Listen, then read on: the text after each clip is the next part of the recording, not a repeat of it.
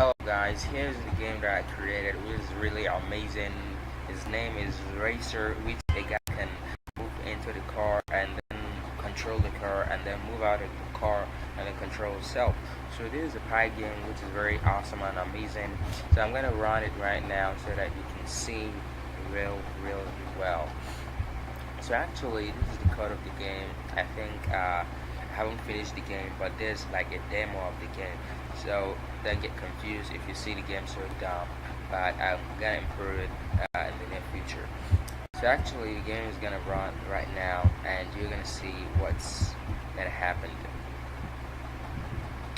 So here's the game. I have my game.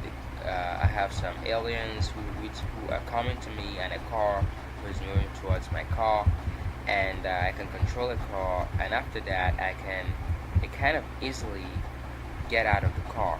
And here's the guy that I will be controlling when I'm out of the car. So he's kind of moving elsewhere, moving into the houses, into the field. But the car, I can easily get back into the car, but the car cannot move inside the houses or the buildings. So here is how I cannot move out of the roadside. So the road is like a barrier between me and the outside world.